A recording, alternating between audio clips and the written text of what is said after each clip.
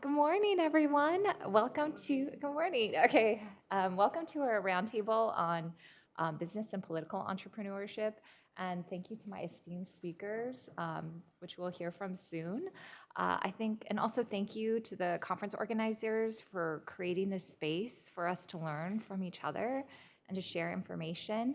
And so, I think a lot of us know Vietnamese have created vibrant, little Saigons across the United States.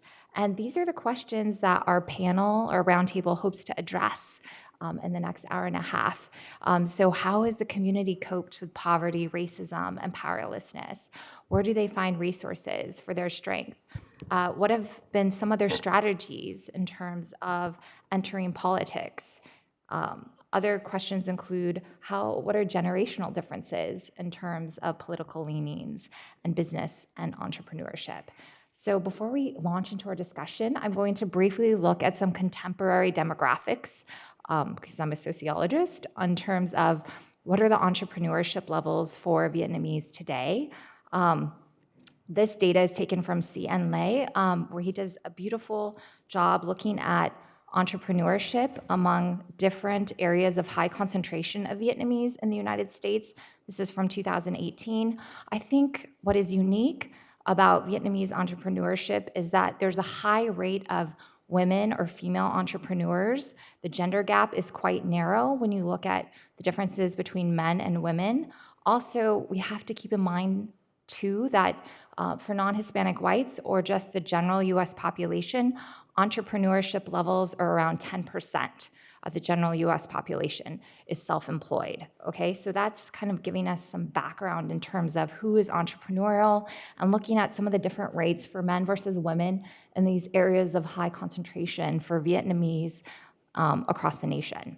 Also, this data is looking at voter choice, and what I think is interesting is that most Asian American groups are actually to the left. Vietnamese are the only exception, right? And so this data is national level data, but we know that these kind of patterns or this kind of general overview of national data really hides differences if we look at generational differences in voting patterns, if we look at also location, like certain areas have different patterns in terms of do they lean left or right, also some other variations. Also, scholars have looked at things like a cohort effect, meaning when people immigrate, how does that shape their political identity as well? When I say cohort, I'm talking about particular immigrant streams and how they've changed and the experiences that cohort experiences and how that may shape party identification too. So looking at kind of just national level data hides all of these kind of differences and diversity within Vietnamese political identification. But going back again to kind of our big discussion questions for the panel on politics and entrepreneurship. So we want to welcome our speakers. So the first speaker will be Dr. Aling Shuang Gonzalez, and she will be talking about the history of the Little Saigon community in Los Angeles and some of its origins. Okay, thanks.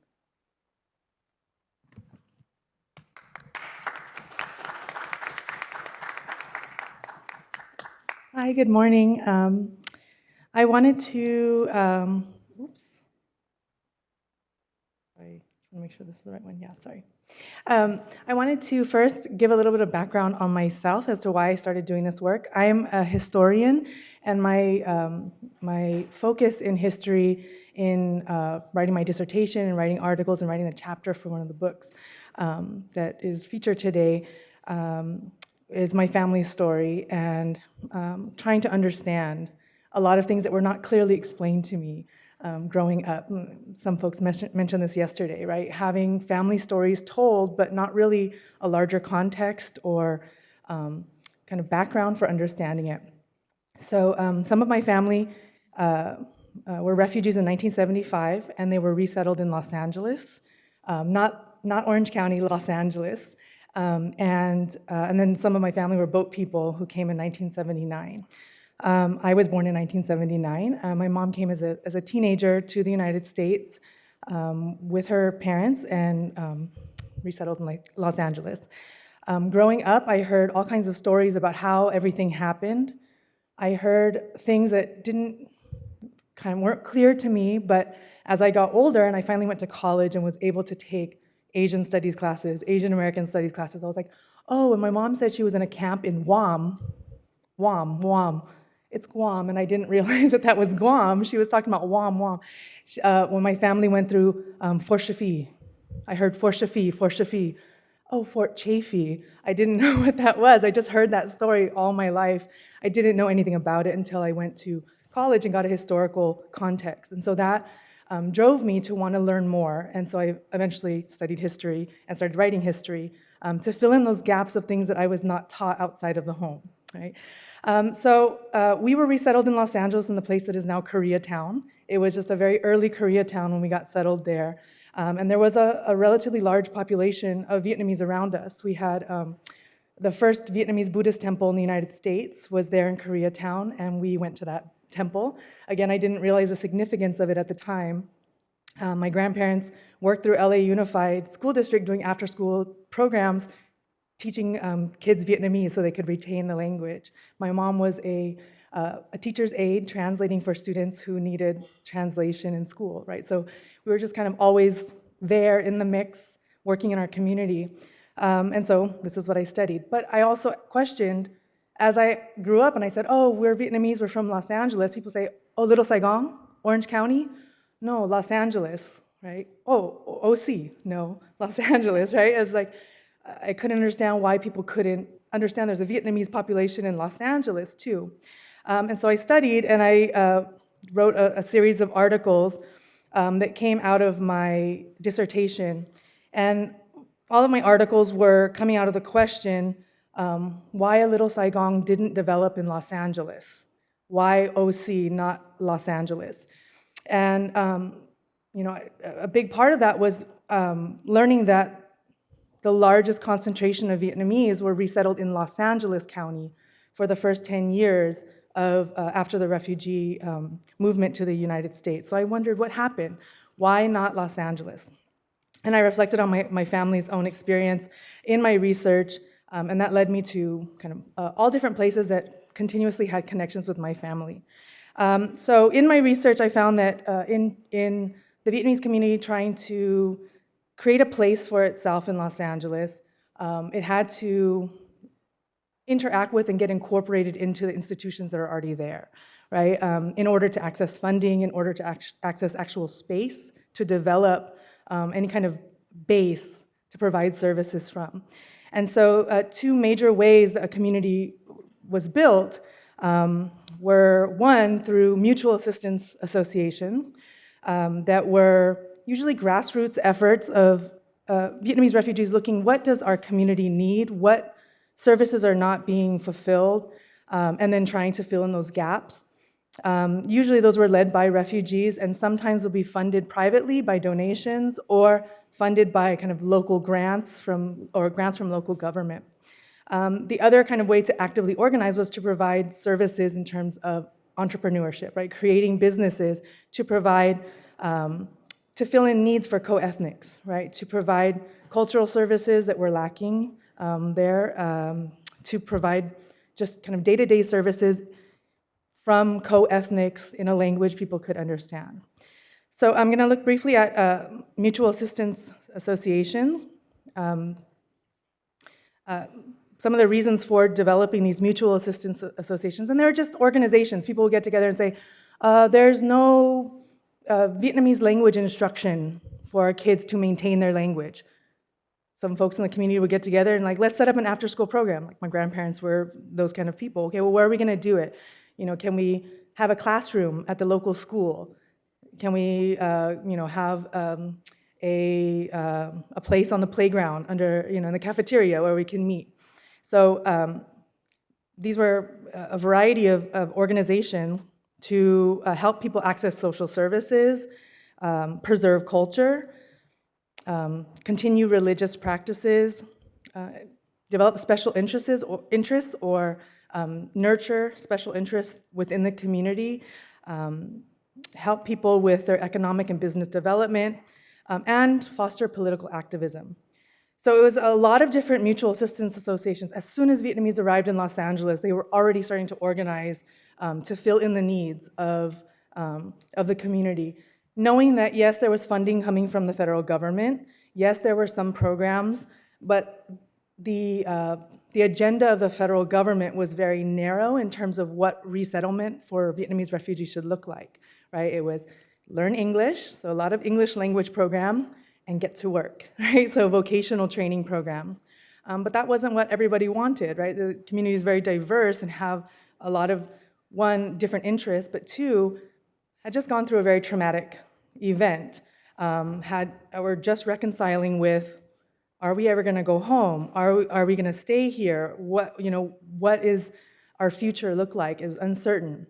And so all different types of efforts were meant to address those issues.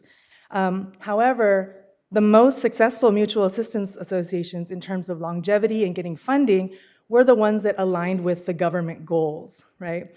So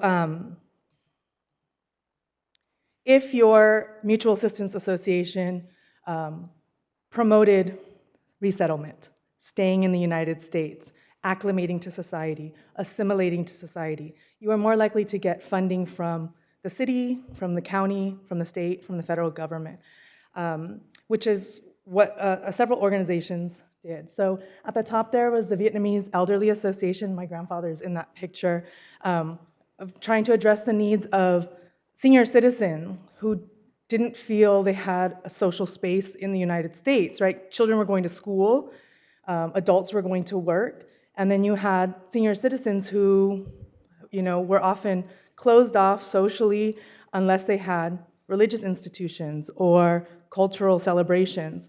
And so the Vietnamese Elderly Association was started in Koreatown and was meant to fill that need. You have at Los Angeles City College, again, the community college in an area where a lot of Vietnamese were resettled. You have the creation of something called Vietnam House.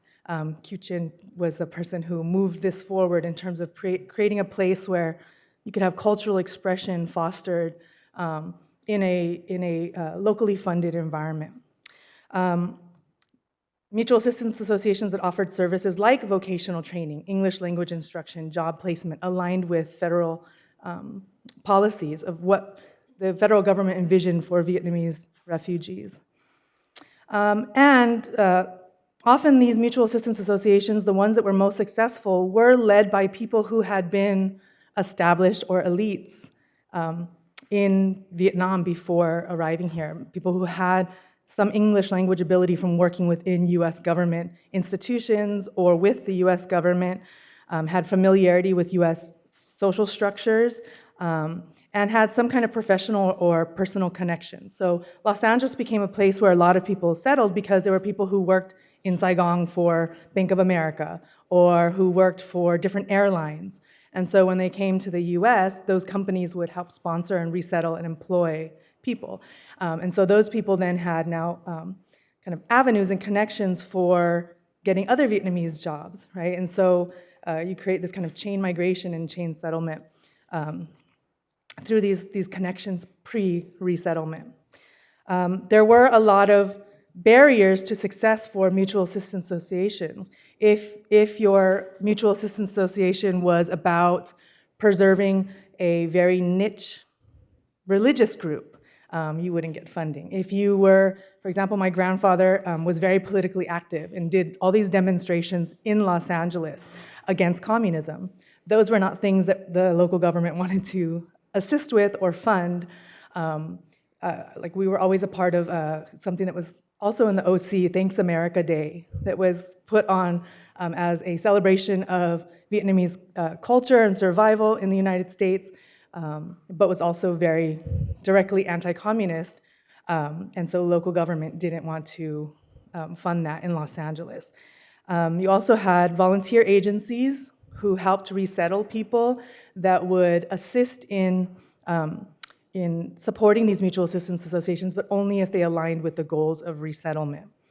Los Angeles during that time was a place that was had experienced what we call white flight, right? A lot of the white population had fled out of Los Angeles during this time to neighboring Orange County to San Diego to other states.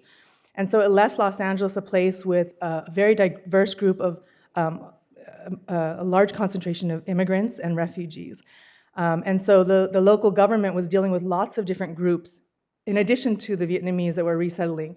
And so the Vietnamese in Los Angeles didn't have a kind of major focus as a group the way they did in Orange County. In Orange County, you had a lot more political alignment with a much more like Republican political leaning. You had fewer people who were immigrants and refugees coming to Orange County. So Los Angeles city government was more about multiculturalism. Let's have everybody be included. Let's have this be a multicultural landscape. And for many Vietnamese, that was not what they were looking for. They wanted a lot of focus on their agenda that they felt was very pressing, but they didn't feel was getting enough attention and funding and support from local city governments. You had a lot of conflicting agendas, expectations from people within the Vietnamese community and those who were attempting to support Vietnamese community development. So you have mutual assistance associations being one avenue, but had to be aligned with local government. The other avenue we have is entrepreneurship, right? So entrepreneurship was a gateway into individual success, but also community support. You had some folks who had connections via US agencies and contractors in Vietnam to help them establish their businesses in the United States. And there were programs that refugees got access to that maybe other groups of people who were coming into the United States at that time, undocumented people from Mexico, from El Salvador, didn't have access to. Information about the US Small Business Association, loan programs. But overall, most of the entrepreneurship in Los Angeles came from, like the efforts came from within the Vietnamese community, right?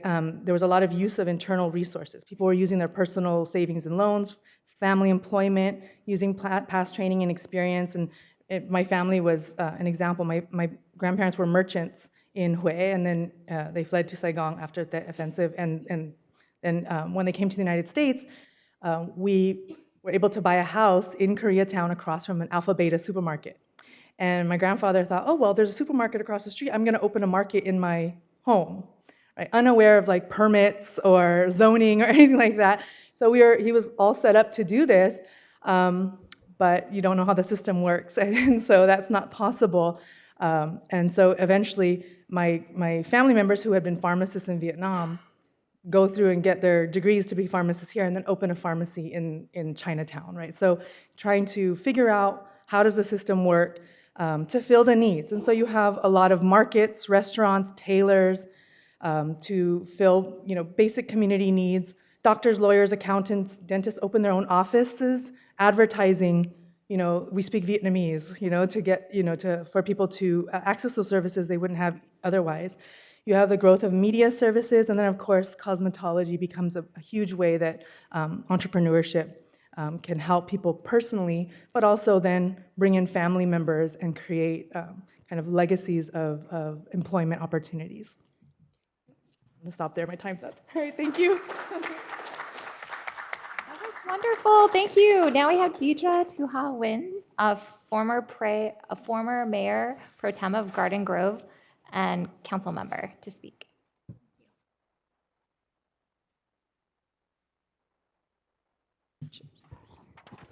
Good morning. I think I need a booster to stand taller than the podium.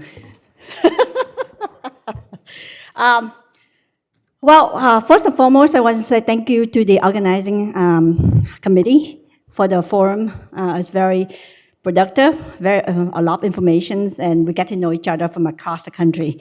Thank you so much for that. But before I presenting, I would like to, there's few thank you that I would like to address to. First, for those who serve in the Vietnamese Armed Forces, please stand up.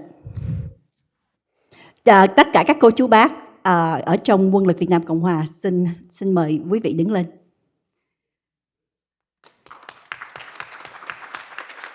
lý do mà thu Hà, the reason why I asked everybody to stand up for those serve in the Republic of Vietnam Armed Forces, I want to say thank you to them. Without them, there's no us. Because my dad was a major in the South Vietnamese Marines. Bố của thu Hà là thiếu tá thủy quân lục chiến, xuất thân từ Tử đoàn 2 Châu Điên. Cho nên I grew up in a family where in the military families, and I would like to thank you to those who serve. And cảm ơn các cô chú bác.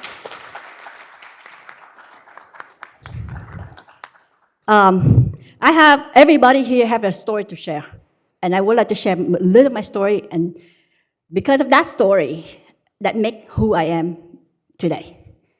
So I was born in Vietnam. I'm the generation of 1975. I was born 4 months after the war ended, April 30th. So when I was born, I never know who my dad was because he was sent to prison on May of 1975. I was born August 1975. So for 8 years straight, I grew up with my mom and my grandmother, who have to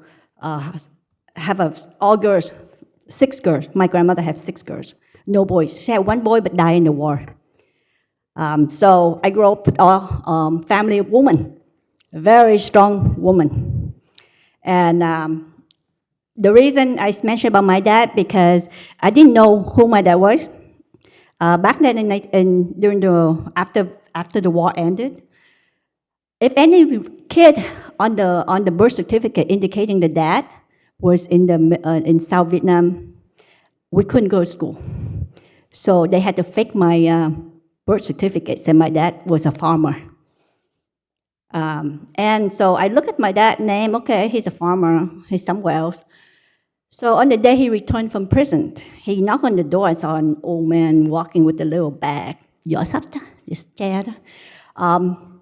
And then I asked who he was. He's like, are you Thu Hà? I said, yes, I'm your dad. I'm like, and then I call him chú, because I don't get used to call dad.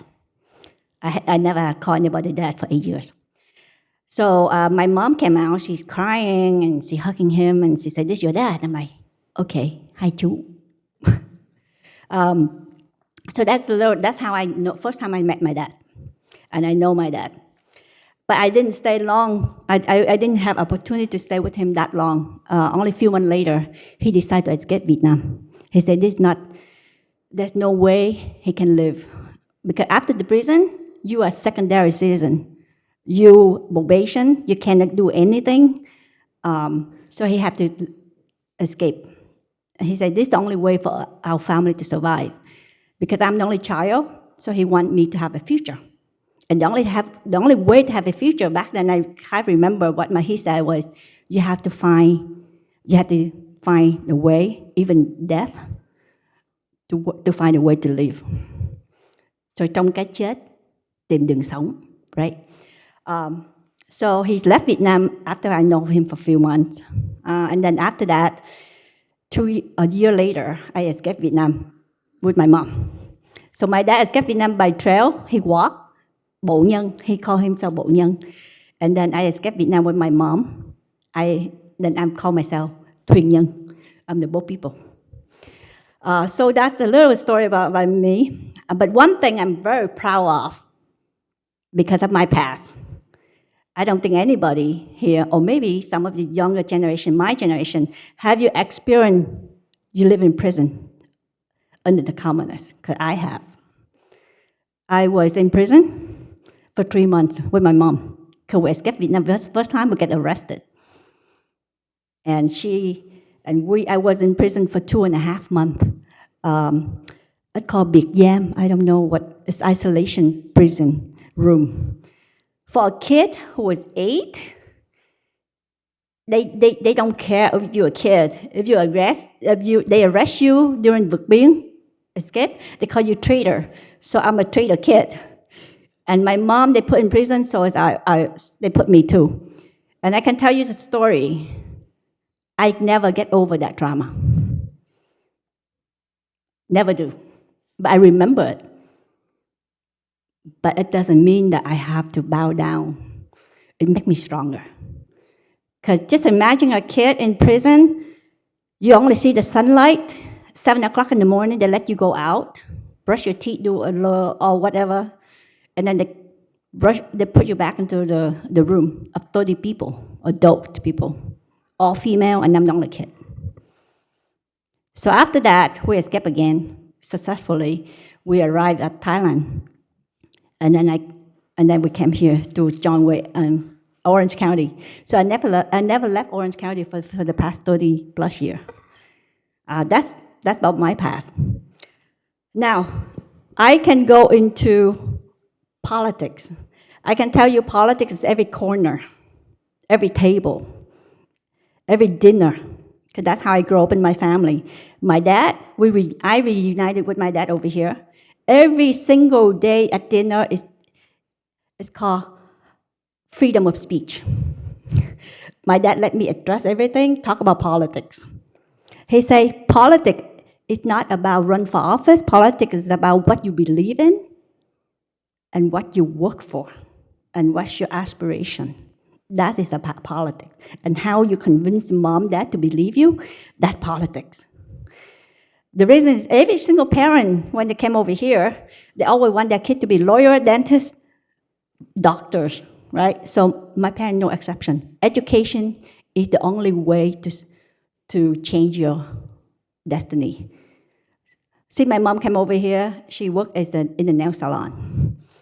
So many families start in the nail salon. She's the Mary Curers. My dad worked for the newspaper. So he started, he worked for he's a writer, he's the poet, he's the novelist, he's a lot of things. So, and that's what I start my activism from my parent. Every single rally for human rights back then, every hunger strike for refugee back then, I did it all with my parent. That's how I learned Vietnamese as well. I came here when I was 9. I only finished 3rd grade in Vietnam, and that's about it.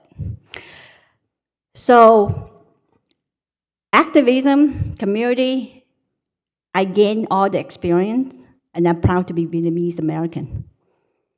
So my high school years, I would join ASB, Vietnamese Club. I'm the founder for the first newsletter bilingual in high school, back in 1990. The US have a báo non song, but I myself and a group of our friends decided to have a first newsletter bilingual. Why not? High school can do it. College can do it, so it's high school kid. So we did it. I run for office back in school year. I get elected. So like I say, activism, community, build yourself up. Progressionally, you'll go into politics someday. Now, how the politics work is, it's about representation. It's about being loud. It's about being bold. And it's about being blindly, courageously. Because you never wake up and you never imagine someday you're going to run for office. It's not happened overnight. It's happened to what you gain along the way. You learn along the way, right? And there's a lot of mention about politics and entrepreneurship, some services already. I won't go into that. But there's a few things I want to mention is, what is strategy to gain a seat at the table at the mainstream politics? And like I say, the experience you gain through school, the leadership that you learn to be, build yourself up to go into the mainstream politics. So, for the Vietnamese American across the country, the first person that broke the ceiling to be the first elected way back Tony Lam. You know, right? He's first council member for City Westminster. He actually broke that ceiling to actually open door for a lot of us now in office, right? And then we had the first congressman, Mr. Cao Quang An. And then later we have a second woman in Congress, Vietnamese woman, is Miss Stephanie Murphy. So how community be able to help in terms of gain a seat at the table, elect people in the office, voter registration, mobilizing. I did that for 30 years already. Every single year, we go out there in the community, make sure people voting. You just passed your citizenship, congratulations, here's the form. Register to vote, right? Back then we have phone, we don't have online, no nothing. So we actually did that.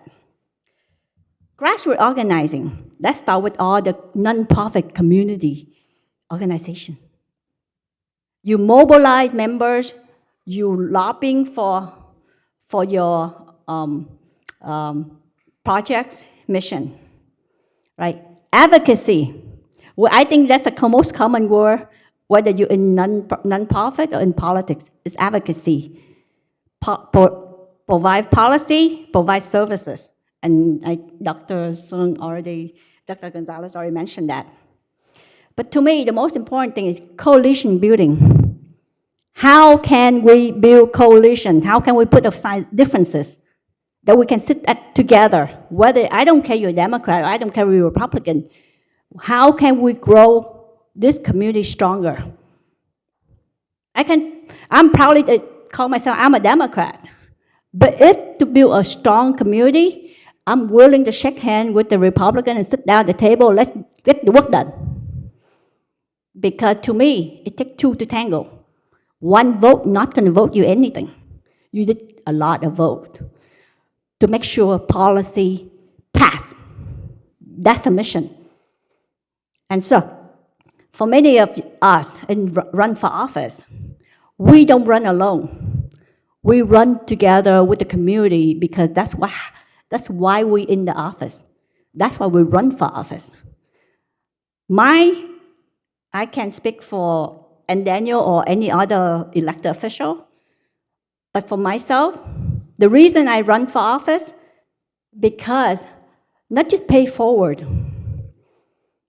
but because all the services that our community, underrepresentation, underserved, need a lot. All the seniors in our community need housing. All the seniors in our family or even low-income family need medical services that they need. And guess what? That's why all the elected job to advocating, to make sure the legislator grant fund dedicate for our community. And so I'm here, that's my story. And the one thing, for the past few years, for the past few years, our community have been so polarized that creating more divisiveness, gap, even within generation. And not in the community, in the family itself. In my family, my cousin, we don't even look at each other. It's that bad. And the only thing I can tell you is, why can't we just look at us as a Vietnamese American, as a Vietnamese kid, as a Vietnamese member? Just look at us beyond the party line so that we can grow together, not just me growing, it's we marching together. So that's what I want to share with you my thought, and willing to ask you to answer any question. I'm done. Sorry. I do have few slide pictures. I go very fast. The first one is Little Saigon camp. I love Little Saigon campaign. This like a couple years ago when the PBS have the movie called Terror in Little Saigon. And that movie to us, our younger generation, like, there's no terrorists here. So we launched a campaign we call I Love Little Saigon. We petition the signatures we collect like a lot of signatures and submit. So all the youth organizations in the community, we gathering, we marching together, everybody holding the sign, I Love Little Saigon. So that's one of the slides. Anti-Asian hate.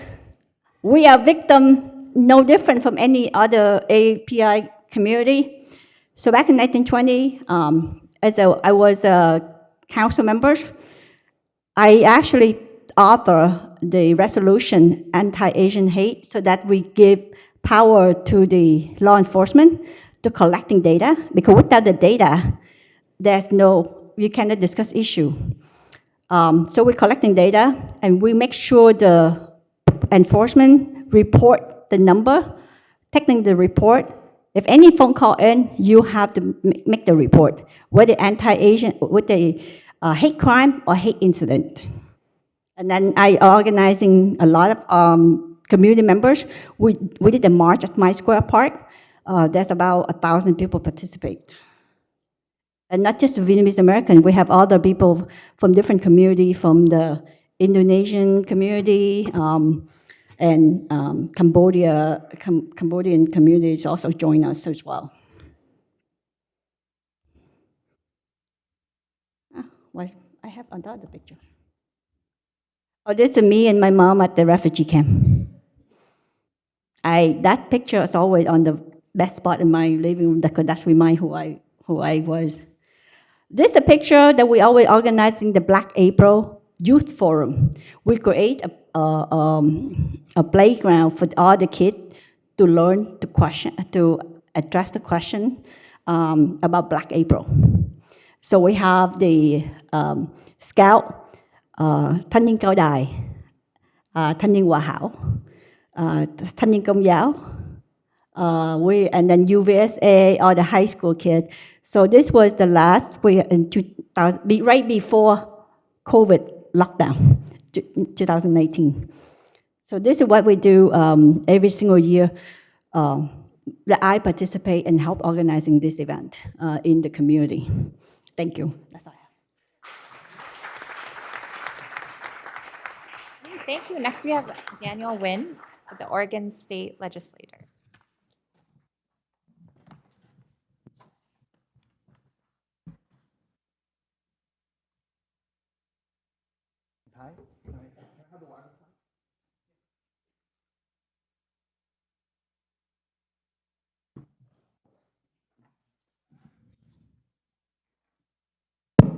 Okay.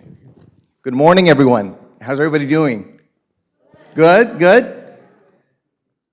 Thank you so much for being here on a Saturday morning. I know it's hard, and I thank you for spending this time actually being here, because I think you could, many of us could be in a different place here on a Saturday. So again, it means so much to be able for you all to be here.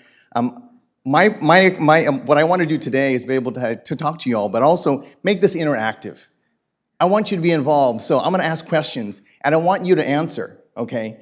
So, but before I do that, I want to first of all say thank you. Thank you for Professor Vu and the U.S. Vietnam Research Center at the University of Oregon for putting this very important opportunity together for our community to get together and to discuss as a community. As a family, as you all know, a family doesn't talk, it doesn't survive, we're not strong. So with that said, my first question to you, those of you that have the last name Nguyen, please stand up.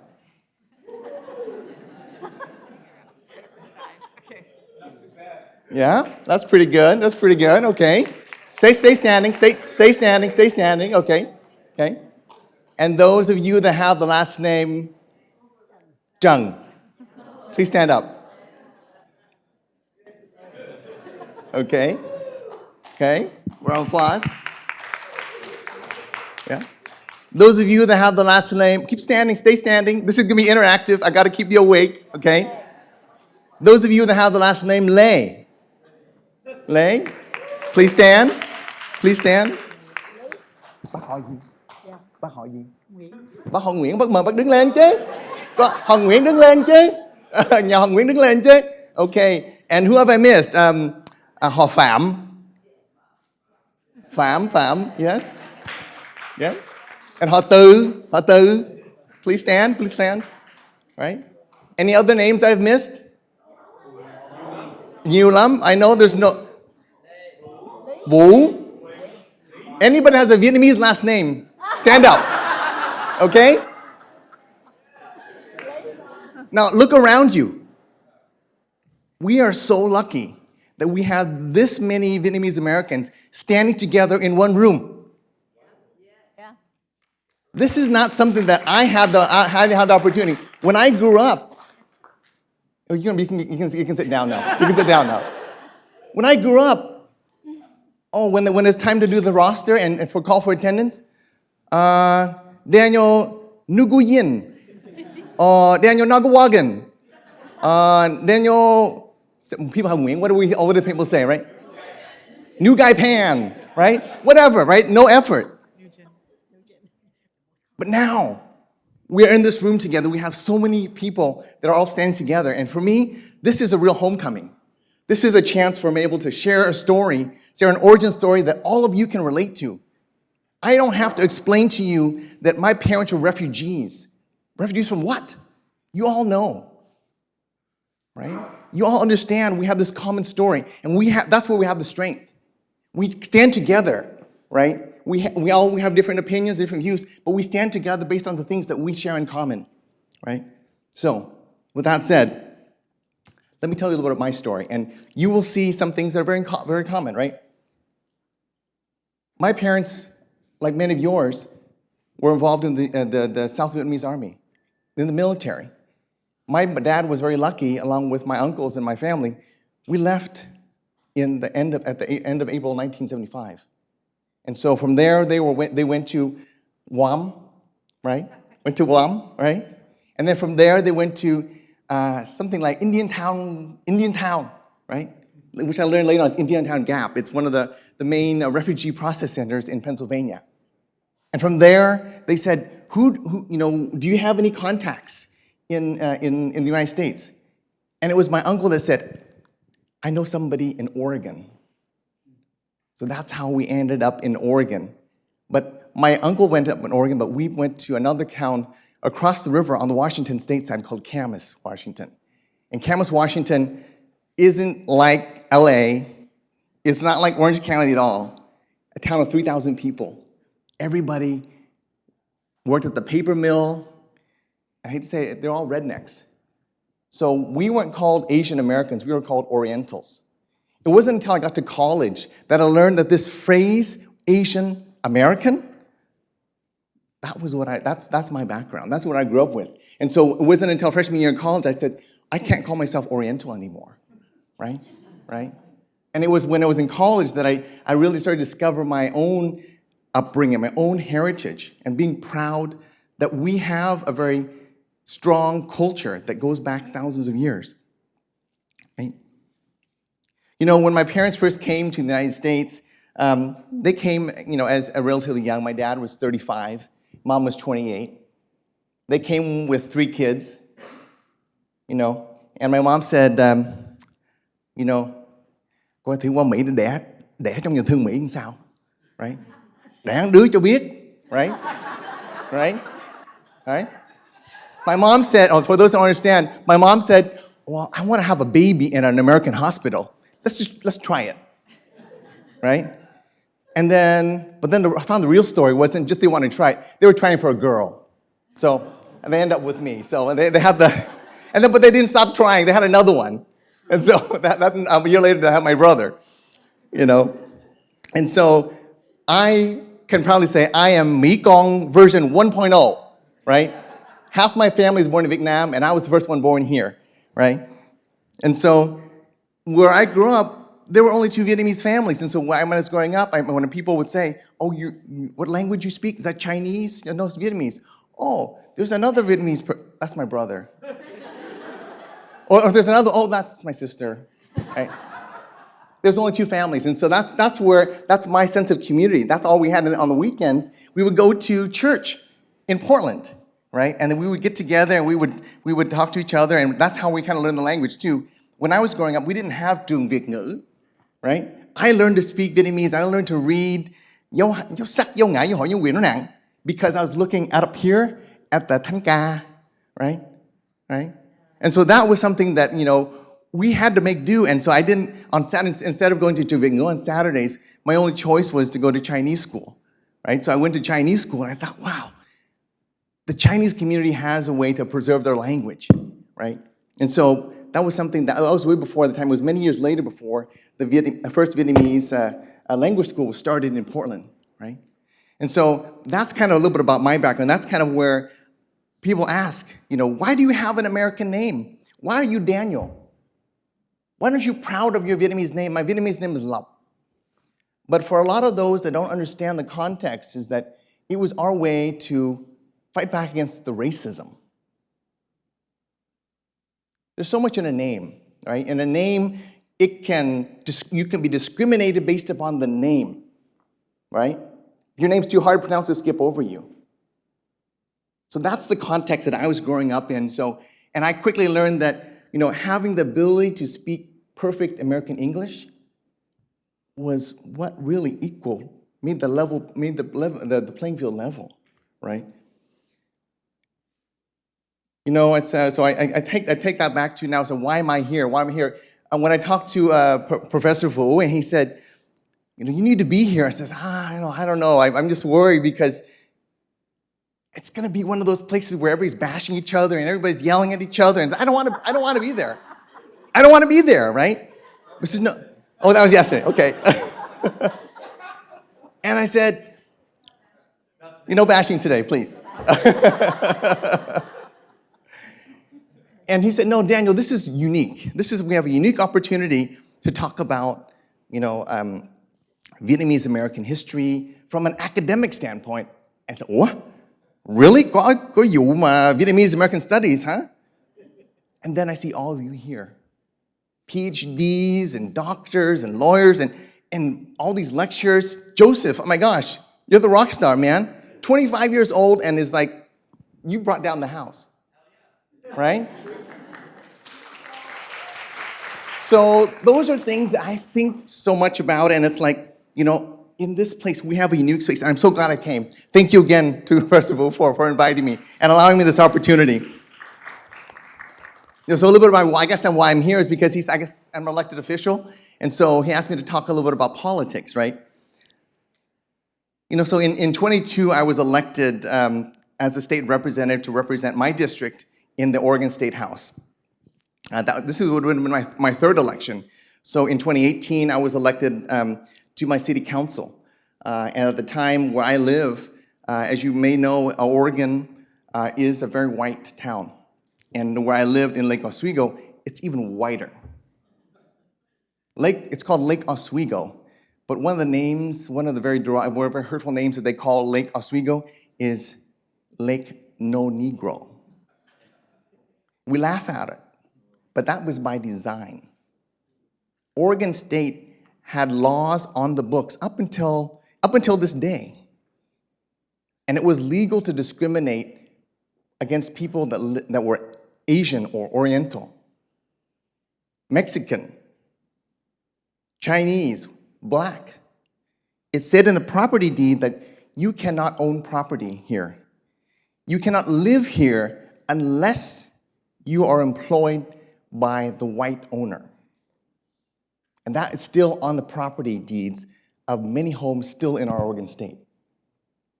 That's one of the bills that I had sponsored and got passed in the last session, to remove that discriminatory language, that hurtful language that, although not enforceable, kept us out. So words do matter. I think that those are things that matter.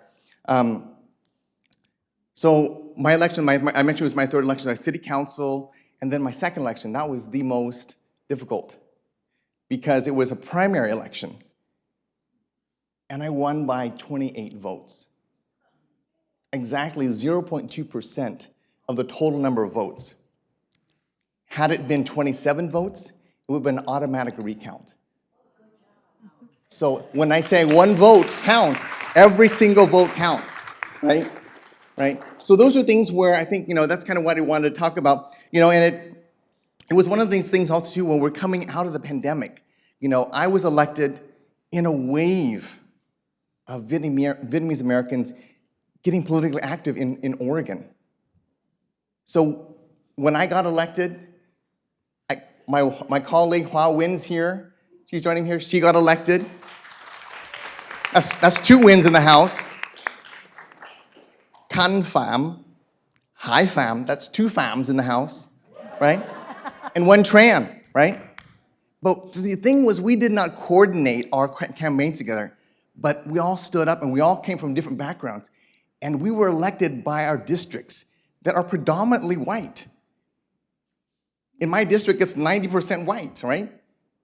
but we got elected. People trusted us to be able to represent their districts in the state's capital, right? And also this was a time when we were coming out of the pandemic, the first time that we've actually had people in session in the Capitol building. At committee hearings, public was invited. So there was so much change. And so with a new wave of Vietnamese Americans coming in, we had a chance to blaze a trail, blaze a path, to change the way government works, right? And so one of those things is, just so you know, right, considering that, that in the House there's 60 seats, and with 5 seats, that means we have 8% of all the votes in the House, right? And so that's what's substantial. Question for you all. And those that know it, please don't answer. Which state has the most Vietnamese Americans in the state house, whether that's Senate or Assembly or State House? I kind of gave it away. Gave it away. Sorry, California. Sorry, Texas. Sorry, we're not even in the top 10 of the population. Yet we, as electeds, we represent a huge portion of the deciding votes in the state house. And with that, we have power. We have power. One of our speakers yesterday spoke about, if you want to be able to change the lives of everyday Vietnamese Americans, you have to be at the table. You have to be able to cast the vote to make the decisions for funding, make the decisions for changing laws, right? So the next question was, how did you get started in politics, right? Usually I would start by saying, I got a campaign, I knocked on doors, lots of selfies, kissing babies, all that kind of stuff. That's what I said before. But then I realized, no, it started way, way before then. Probably around maybe 11 or 12, It was when I used my voice, my American accent, to be able to fight against the discrimination that my mom was experiencing, because when she would call to apply for an application to have a food stand, bánh cơm chiên, mì xào thịt nướng on the farmer's market, they would say, oh, so you want an application? This is before email. This is before websites, right? Where you could download it. They have this mail. For those of you who know, people actually mail things, put a stamp on it and put it in the mailbox, and you would get it, and you wait a week or two, and hopefully you get it. But all the times my mom would call, they would just not send it to her because her English was limited. She couldn't say the address right, so they couldn't understand. So she started saying, maybe I'll try something. Maybe I can put in lọc, biểu lọc mới gọi. I said, con nó có biết gì đâu, con nhỏ con nó có biết sao mà gọi, right? And so when the first call, I said, my mom asked me to call and ask for an application. That didn't go very far. Later on, with a couple of calls, I said, I would start to speak slower, Hi, I would like to request an application to be sent to 2854 Southeast 2nd Avenue, Camas, Washington, 98607. Can you please send it to me? And they're like, okay, got it. Started getting the applications in, right? So that was one of the first chances they'd say that this is just being able to use the voice to get the opportunity to even have a chance to sell yayo at the farmer's market, right? So that's kind of what we think about, and that's not a unique story. How many of you have called on behalf of your mom or your dad, helping make that doctor's appointment, or going to getting benefits for elderly grandparents, right? We've all done that. So we're already all in politics, right? We're using our voice to make the changes that we need and to address the needs that we have in our community. On the topic of political entrepreneurship, as I mentioned before, in Oregon, there are laws that are designed to keep people like you and like me out of the system, right? I'll give you an example. So when we talk about the legislature, there's a difference between a citizen legislature and a professional legislature, right? And it boils down to pay, right? So at least in California, from my understanding, it's a professional legislature. It's a year-round thing. The legislature gets paid about $100,000 a year, had a chief of staff, fully supported. So you could quit your day job and you could go and be assemblyman or assemblywoman, right? Not in Oregon. The way the Oregon designs it is that, first of all, we have a short session that goes on odd number years from January to June. And then an even number year, it's for 6 weeks. And on top of that, you have to run for re-election every 2 years. So imagine going to your boss and saying, can I get the next 6 months off? Impossible. But when they say, oh, well, we want to make sure that we have the citizen representation, who does that leave? Doctors, lawyers, rich white people, not Vietnamese people, not Mexican people, right? So those are things where, those are the systems that we fight against, right? And I can see the burden that my colleagues in the Oregon State Legislature, it's very difficult for the families because who can be away for 6 months of the year? Because I'm lucky that I live an hour away from the Capitol. There are some of my colleagues who drive 4 hours and they have small children. So you can only do for so long. And on top of that, you pay below minimum wage. Below minimum wage. I make $32,000 a year, right? I'm lucky that I sell pho on the side to make my living, right? But for some professions, as I said, it's doctors, lawyers. For you to be able to do this work, you add prestige to your law firm. You take a leave of absence, you take a sabbatical to be a state legislator, and that's prestige. But for the working family, there's no prestige in like, where's mom? Where's dad? Oh, he's in Salem. Meanwhile, the mortgage has to get paid. We got to get food on the table, right? So again, getting back on topic, right? So today, right? So again, leading the connection with pho and politics. That's how I got connected. That's how I got connected. Let me explain. Food is one of those unique things about culture that connects so many people. When we opened our first restaurant, starting with the farmer's market, selling jian ya at the farmer's market, then we had that little restaurant. We talked about entrepreneurship, looking at people of color and minority communities. That's our way of creating what works for our family. I have 2 kids. My parents had 5. There's 7 mouths to feed. Working 2 factory jobs just wasn't enough. So mom said, let's open up a little restaurant. It could be a nail salon. But what's unique about that is that we figured out as Vietnamese communities that not only provided a source of income, but that also provided childcare, provided a place to have a birthday party, right? Because we couldn't afford to go to Chuck E. Cheese or whatever the local thing is, right? So we would buy birthday cake, we'd have it there, right? So those are things where it served multiple purposes, and it creates that stability in our families. And so for this next generation, we talk a lot about the ability to be able to encourage our young people to be able to have that stability. But entrepreneurship is one of those unique ways that our community has been able to do that with the emergence of Little Saigon, with all these business districts, right? And you think about all those manicurists that are talking to their clients, right? They're doing the salon and the text. What do your children do? It's inevitably, it's going to come up. Tell me about your kids. My kid's an engineer. That's what kind of engineer? I don't know. He's just an engineer. Ask a doctor. I don't know. He's just a doctor, right? But that's okay, because that says they're working hard, but they're doing their best, and yet we are able to succeed, right? So we don't want to forget the importance of entrepreneurship and how that becomes the pathway into political power, right? I'll end with this. Is that as we are starting to think about politics and economics and entrepreneurship, the most striking image that I had in this last session is when I had a chance to have my 2 daughters, I have a 16-year-old and a 12-year-old, come down to the Capitol and see the building in person.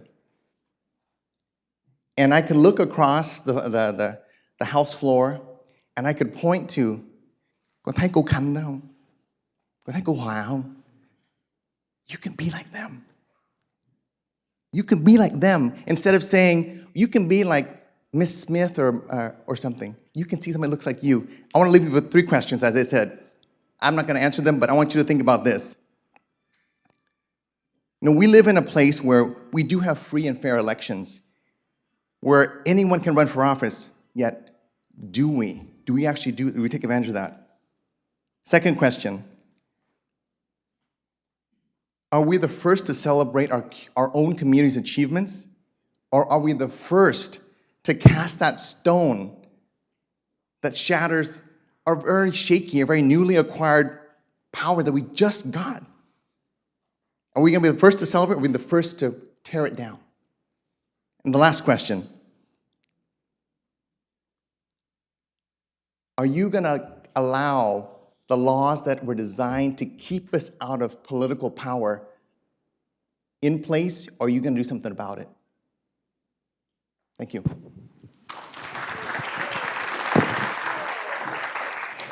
We have, wonderful, thank you. I think we have time for 19 minutes of Q&A and then our last 5 minutes to summarize. Yeah, Kenneth? We'll take two at a Ken? time. Okay.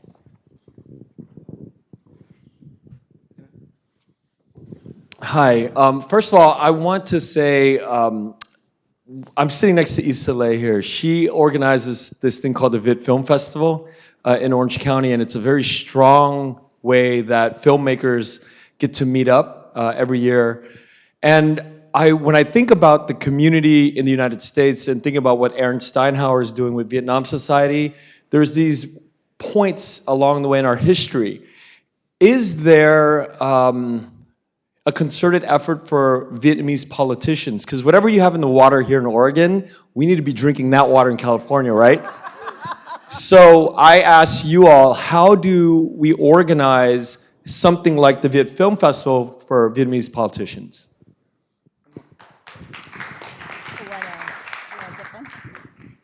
One more. Okay. This is for Elwin. Thank you for your presentation, and I came late, so I might have missed this, but I just wanted to ask, how does like ethnic Chinese Vietnamese kind of figure into your like research? Because say like in the 80s, I have a friend whose parents are ethnic Chinese Vietnamese. They opened up a grocery store in Little Saigon, and during the late 80s, there's this like tension within the Vietnamese community, like Asian Town or Little Saigon, and it kind of goes on for a decade or so. So that family decides to move to, I believe, like Alhambra or San Gabriel to open up their market. So like, how does ethnic Chinese identity kind of impact the business development? Thank you. Okay, yeah. Does this mic work? Is this on? Hello? Okay. I live in Alhambra, so I know that this is a big part of the story. So when we're talking about Los Angeles, you have like starting in 77 to like 79, you have a lot of Chinese Vietnamese or ethnic Chinese Vietnamese come to the United States right after being expelled. And because Los Angeles has Chinatown, but also had a large Vietnamese refugee population, you have a lot of Chinese Vietnamese come to Los Angeles, and they're not accepted by the Los Angeles Chinese population because they're Vietnamese Chinese, right? And then they're not quite accepted by Vietnamese, ethnic Vietnamese, because they're Chinese, right? So they have to kind of carve out their own niche. And there's like, in Chinatown, even today, like the southeastern portion is the Vietnamese section of Chinatown. It still is today. And a lot of it is, I remember growing up too, going places, my mom would be like, oh no, they're Chinese Vietnamese. Like that was something, I didn't understand what that meant, right? That's something different, but that's still very much, there is that ethnic division. And I know it's like I think the mall in Little Saigon, they were going to make it like a broader Asian theme, and there was so much resistance to that because this is a Vietnamese place. And so those ethnic tensions definitely came up. And because Monterey Park is a very Chinese area, a lot of Vietnamese Chinese ended up coming back up to Los Angeles, San Gabriel Valley because of that. So I'm not sure that answers your question, but there's definitely that division there, and it does cause people to move and reorganize their geography and try and make spaces where they're not going to be on the margins all the time, that they can be centered in some way. So yeah. Yeah. Oh, sorry. There's also a professor at Purdue University that has a book published in 2010 called Identity Construction Among Chinese Vietnamese, which kind of looks at the history of that. So if you want to read that for your own benefit, it might be interesting too. Okay, I'm going to take a dip on the question. So the question Ken asked is how the the Vietnamese elected official come together for the support. Do you have a coalition? Do you have an organization that will come together annually? I'm suggesting that actually. In terms of for elected official, For Vietnamese American politicians in the country, I'm suggesting that you guys get together once a year or on a week or monthly basis, like the Luncheon Address. We're very close in that way. We get together physically every year, and once a month, a lot of us talk on calls. well, I never liked the word politician, so I prefer as elected official. For the Vietnamese American elected official, I know that as for the past 6 years as a city council, we don't actually have the Vietnamese American elected official get together across the country. We don't.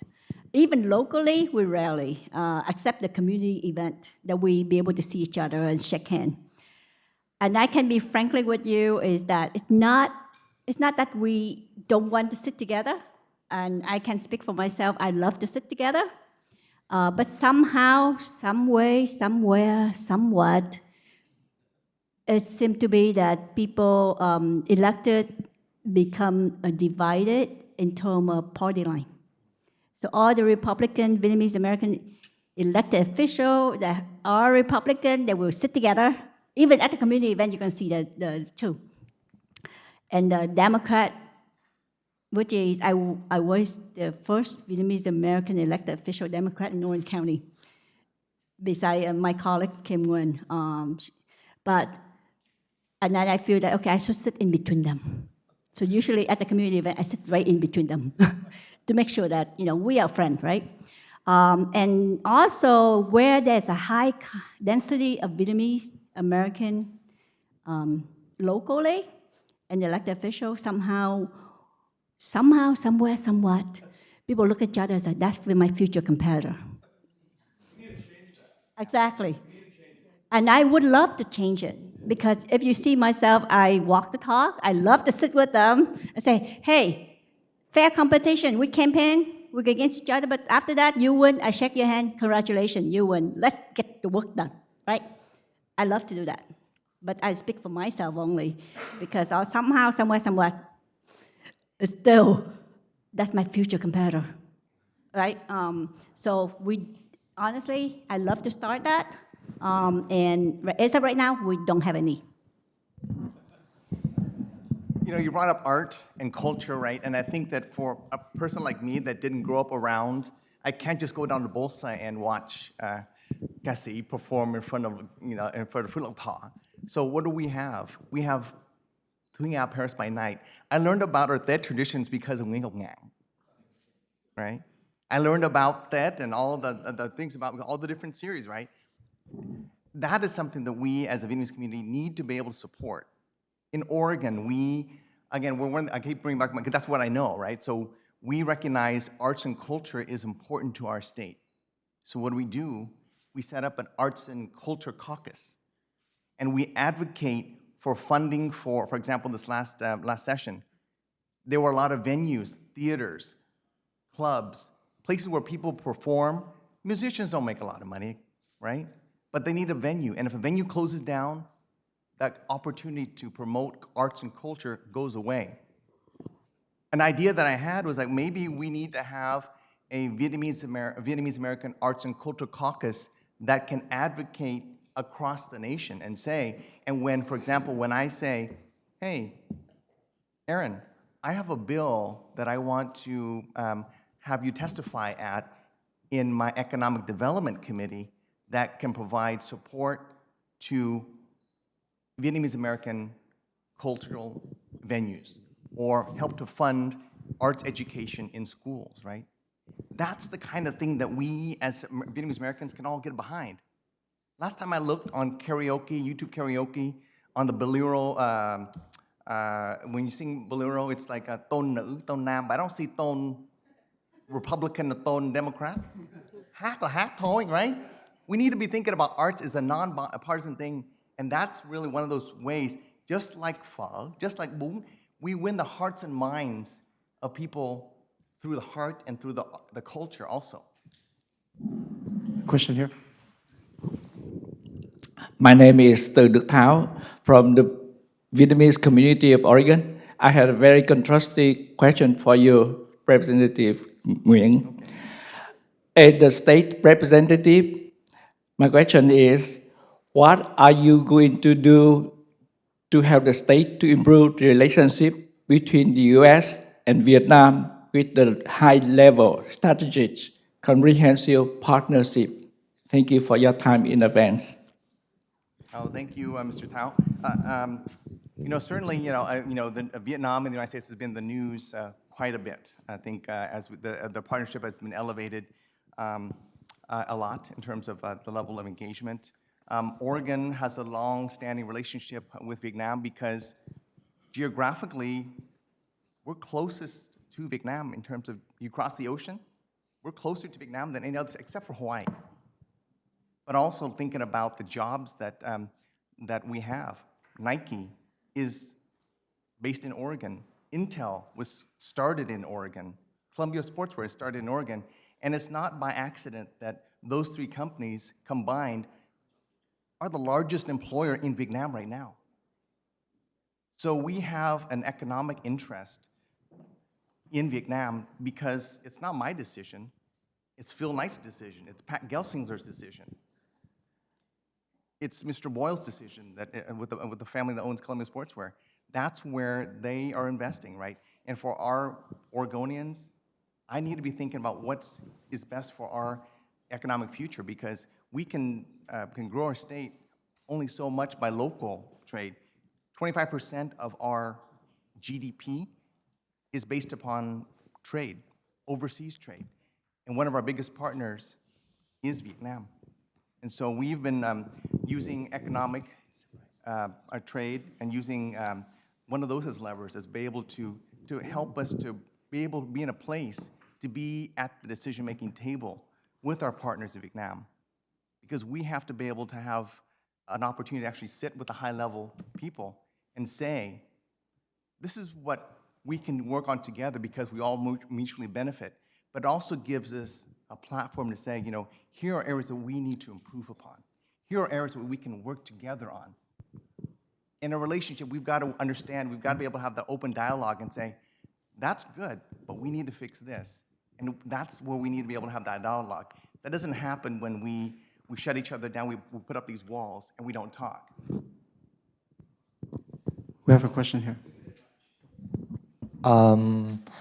This is a very interesting question for the elected officials because, as you know, there are obviously divisions within the community. I'm from OC, so I'm no stranger to the way that there are different political ideologies. And even if, when we say Democrat, Republican, these are local city councils, these are school boards. And so in many ways, it's not meant to be divided politically, but at the same time it is. And it also, I don't know much about the community politics, but I know a lot about community organizations, and a lot of that comes into, this media TV show supports this place, and this community organization supports this place. And so even when community organizations in the Vietnamese community try to do work together, sometimes it gets colored by the politics. And so what my question is, and I know a lot of things get colored by speaking in political language, but I really am looking for an objective analysis from your experience, which is, what are the points of differences, like in terms of why you think there is, what are the issues that separate different people in the community, and what are the points that most of you all agree on, but you can't work on the issues that you all agree on because of the points of contention. So I'm really interested in what are these points of contention besides the identity that you are either Democrat or Republican or et cetera, especially within the Vietnamese American community. Think about that, and we'll take one more question right here. I kind of have a comment regarding Ken's question, whether we have a national level organization. I don't know if you know NOVAL. It's a national organization of Vietnamese American leaders. It's founded by a lot of elected officials like 15 years ago. And they have chapter in California, in Washington, D.C., and in Texas. And it's not just the motivation from the elected official. I know 2 years ago, we tried to organize a project where we can bring high school students to the Texas Congress. And we advertise it on the radio. We have Mr. Hubert Vaugh, we have Mayor Jung, all supported. And we advertised it for a couple of months in the city of Arlington. And we got zero interest because parents don't want to send their kid to those kind of sessions. So the motivation is not from them, from our family. Thank you. Sure. Maybe on the last comment, thank you, and for sharing that. I think that you're right. We have to encourage our young people to be involved. You know, when one of the first things I did during session was that I heard about they have the PAGE program for young students, middle school students, high school students, and so I wanted to find out when they would start, because they had stopped that program, you know, right before the pandemic, and so that was a chance to get the students into the building. So I was lucky in that I was able to. I mean, they emailed a lot of schools, but what I did was actually text messages individual parents at the school and said, "Come to my office, come to Salem, and we'll get you there." So I think that, you know, we as elected officials, just instead we don't just stop at putting an advertisement on the website or the newspaper. Call people. It makes a difference, right? When we get that call. But to the first question about what was that question? Points of contention. Well, I think about that too, where it's like, I think where does that come from? As a parent, as Vietnamese parents, right? Giỏi thì không nói, dở thì là the first one to say, đó là nhớ hoài, right? Và cái việc mà mình làm tốt á, thì mình không có celebrate, mình không có là đeo. Because when we do that, we come together, right? But everything mình mở miệng ra là thấy đó là chỉ trích với nhau rồi. Cho nên after a while đâu có nói chuyện với nhau nữa. But hopefully bắt đầu we'll be able to have say, you know, anh làm việc đó tốt, chị làm được việc đó tốt thì mình gọi mình congratulate nhau về đó. So that way the next time you call, you can say, hey, and you need to fix this. But if they call every time they pick up the phone, it's always negative, then you don't want to engage anymore. So I think we need to change the culture of being able to, you know, to celebrate each other. I know there's a competition between, you know, as elected officials here in California and things, but we have to change that mentality to be able to come together and be able to congratulate each other's wins. Because the more we do that, the more we want to talk. Because nobody likes to pick up the phone and somebody yelling at you on the other side, right? Can I briefly say something? Yeah. This just touches upon something that I did research on with early political organizing in Los Angeles. Before the majority of Vietnamese people could be citizens even and vote, there already was exactly what we're talking about right here within mutual assistance organizations. And one of the items I came across in my research was an organizer for a United Vietnamese Association in Los Angeles on the 5 years of their organization you know, being celebrated. He wrote this whole thing about the division in the Vietnamese community in terms of organizing. Is that it's something about, I'm sorry, I don't remember the person's name. Yesterday he was talking about in Australia. Okay, yes, so I think it's similar to Oregon, right? Is that when you have a smaller population, a less diverse population, it is easier to organize. In Los Angeles, in California, in OC, you have multi-generational disagreements, you have different political leanings, you have different experiences that people had, and therefore different goals. And even back in 1985, when this organizer was writing, saying that there were political leaders who wanted to regain their former glory, and that's why they were organizing. You had people who were wanting to cooperate with the local government just to get services for their people, and then there were people who were saying, no, that's a betrayal of our community because we want to be focused on going back home, right? So what is the goal? It's all about the context of what people have lived through, and with such diversity, you have totally different ideas of what is our goal. So when you say, oh, let's just all focus on the goal, what goal, right? It depends on what people have lived through, what they find important, and it's so diverse in California. I can see what you're saying about this is why it's deeply rooted, everyone's passionate about it, and you know, sometimes that trauma and wanting to tell our stories can get in the way of reaching across the aisle to somebody else. It's just human, right? So it's a long-standing issue because a lot of things haven't been addressed yet. We haven't had the space for all the different stories, all the different experiences, all the different desires and goals to be out there. And kind of like what you're saying is that if someone else is getting the chance to talk, that's taken away from my chance to talk. And so there's so little resources, so little space. We're all kind of trying to get our voice heard, making more space, making the room for, there doesn't have to be one goal, there doesn't have to be one story, it can be all of the stories, but I think that's I also want to add in on to that as well, and this is an example, which is Korean community, because I work a lot with the Korean community as well. And I work with a Korean elected official down in OC from Congress down to local city level. I can tell you one thing, if we run, just say, I run against another candidate, Korean, right?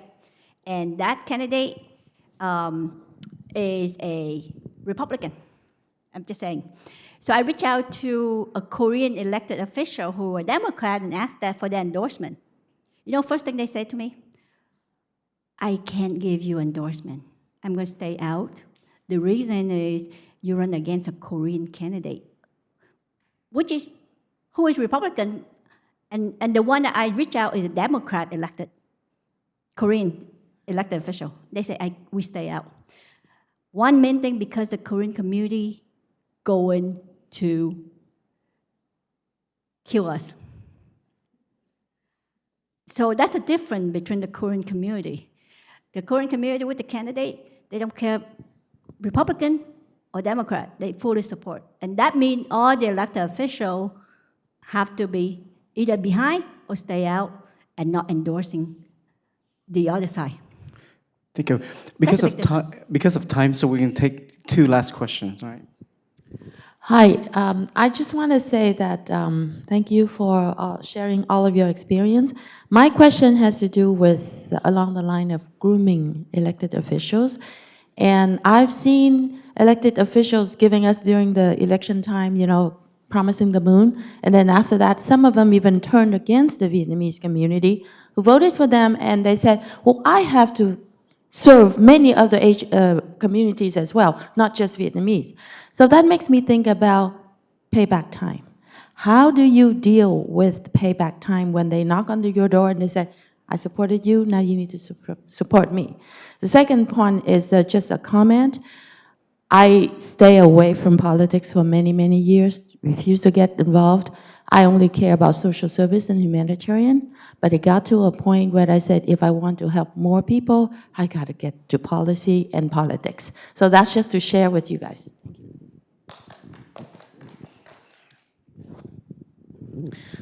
Hi, so my question is around, so at least in my experience in Orange County, there's a lot of ways that business and corporate interests infiltrate and then taint the political aspirations and accomplishments of the elected officials.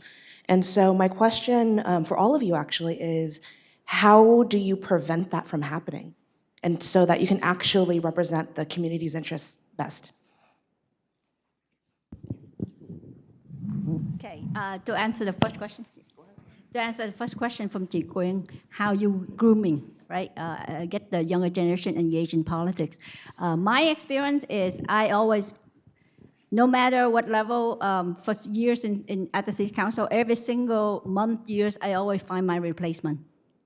I'm looking for my replacement because that's our job, is to pave the path, to put the stones, people can, and I was elect 2016, and I was the first one to bring in the youngest planning commissioner. Because in the planning commissioner, that means the next level up is council. So I grooming the next generation, the younger generation, to be commissioner in the city. She, the youngest one, 20 years old, planning commissioner. After 2 years, she became a chairwoman for the planning commission.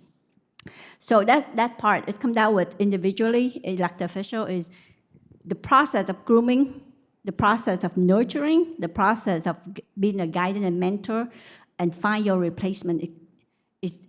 In my perspective, my responsibility to find my replacement. Because I'm not around, we have term limit, and I'm not around forever to be able to in office, but it's a community that continue to grow and the next generation need it always. So grooming is necessary. It's not accessory anymore, it's necessary for at all level. For the second question is how you avoid the business interest or corporate interest as an elected official. It's going to come down to individual as well. I cannot speak for others, but for me, that yes, being a candidate, you rerun, you re-election, you're looking for money. But from my perspective, when I asking for money or begging for money, how you look at that, is I'm not going to overpromise. I told them straight, you believe in me, you believe in my mission, you believe in my aspiration, objections in the future, you support me. But I'm not going to promise you that I will support you, whatever you think that you're going to in the future. Because that will depend on, first of all, depend on the situation at that time, the community need at that time. And the reason I run for office is not because of your interest. Yes, I need money, but that money I can ask somewhere else. $5 here, $5 there, first 5,000 doesn't matter. So it's about a person and what you believe in while you're in office. To the first question, thanks for talking about the grooming and preparing the pipeline. So I think that, again, we as elected officials, we've got to be able to look at those pipelines to be able to encourage our young people, the Asian American community, especially the Vietnamese community, to get involved. And so with this last session, I'm proud to say that I've actually hired our first intern, a Vietnamese American intern, into my office. And he started this last Wednesday. And so his job really is a part-time internship, but his job is to be able to look at my emails, come to my hearings, come to my meetings, so he can be aware of the language, aware of the process. I look at our Senate president. He's Senate president, one of probably the most influential leaders in our state government, but he didn't get there because he said he started his self-file, right? He got there because he started as an intern 20 years ago. So when he says, I want to run for a campaign, he knows who to call. He's got this campaign advisor. He's got these things here. So those are things that we need to be able to have our people equipped with. On the topic about payback, we need to change that mindset. Because when you give money to somebody, you got to tell them, it's like, you don't say, well, my approach is that when we take some money from a person, that's an investment. Who invests in the stock market and puts money in today, I want a return tomorrow. If I don't get a return tomorrow, yep, right? We have to make the investment because we recognize, I will tell you, when sitting in the state legislature, there are a lot of decisions that I have to make behind closed doors because if I vote yes, but I don't have the support, it's going to fail anyways. And I go down with that vote, and then I have to run an election every 2 years. If I'm removed from my committee because the House Speaker doesn't like that vote, or if I have opposition from other groups, they will primary me. I told you that I won by just 28 votes. That was because there were special interests involved. So we have to change that mindset because you promised me and I didn't deliver, therefore, yep. Thank you, Daniel. It's an investment, a long-term investment. Thank you so much. We're out of time. Now, Dr. Linda Hope Bechet will give us our 5-minute summary. Thank you so much. Thank you to the panelists. That's quite an act to follow. Thank you, everybody. Thank you to our panelists today on business and political entrepreneurship, and thank you to the audience for your questions and your engagement today. What a lot of our panelists today began with were their personal family stories, and in an interesting way, it's a collective story, perhaps. Perhaps it's not surprising that there is strong representation of community members in politics. Perhaps it's not surprising that there's a strong representation of Vietnamese women in entrepreneurship. We heard stories about incarceration, escape, exile, of women raising a whole generation on their own. But we've also heard a lot about the work of community, of learning how to navigate bureaucratic systems, and of gaining political experience. And so some of the questions that we were tasked with thinking through, one of them was, how has the community coped with poverty, racism, and powerlessness? And I think you all really did a great job of threading that through your stories and through your examples of how you've worked in the community. And our panelists have outlined the ways in which private resources and mutual aid associations have historically filled the needs of the community. And despite the fact that public sources of funding had to align with federal government policies and goals of self-sufficiency. Entrepreneurial success, I've heard on this panel, is a pathway to political power, and it has been gained with deeply committed community support, family employment, vocational training, and federal loan programs as well. And it's important to remember that the refugee label opened doors and vocational training that were not available to other immigrants, that were not given this refugee status.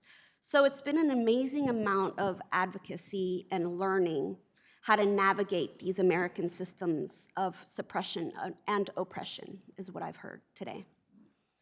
I've heard about the importance of representation, about a sense of courage to speak up, and we've heard about the amazing amount of work mobilizing voter registration, anti-racism advocacy, and coalition building, and the importance of putting aside differences in political ideologies within the community, and perhaps reaching out to other coalitions and communities in order to serve this community. So I'd like to thank you all on this panel. I thank the whole audience for being engaged today and for all that work that you've done for this community, whether it's in history, ethnic studies, or political and electoral representation. Thanks so much. So because she did such a tremendous job yesterday, so Dr. Gwen Tran is going to translate in 1 minute. So lesson of the year is if you have a skill, hide it. Quân xin được tóm tắt lại cái diễn đàn hội thảo này. Các anh chị ở trên diễn giả đã bắt đầu vào những cái tiểu sử của họ, những cái tiểu sử rất là nghe rất là giống như là chúng ta, tại vì đó là những cái câu chuyện của chúng ta, mà tất cả những anh chị này là vì những cái tiểu sử đó nó đã đưa đến cái con đường nghiên cứu, cái con đường dấn thân vào chính trị, và họ đã giúp cho chúng ta hiểu được cái lịch sử của cộng đồng của chúng ta, là những cái doanh nghiệp, những người được đắc cử, những cái viên chức được đắc cử là những người đã xuất thân từ cái gốc tị nạn của chúng ta. Và từ những cái gốc tị nạn đó chúng ta đã phải nhìn đến cái cộng đồng một cách tổng quát, một cách có thể là tìm được những cái nơi mà chúng ta giúp cộng đồng qua những cái suy nghĩ về cái sự cộng đồng chứ không phải là những cái sự cá nhân. Thì một trong những cái điều mà quan trọng của cái diễn đàn này á, là phải nói đến cái sự chia rẽ trong cộng đồng của mình, và mình phải tiếp tục tìm những cái cách mà vượt qua những cái sự chia rẽ đó trong lĩnh vực kinh doanh, lĩnh vực chính trị, mà đặt cái mục tiêu là giúp cộng đồng ở trên hết, chứ không phải là chỉ là cho những cái cá nhân của chúng ta. Xin.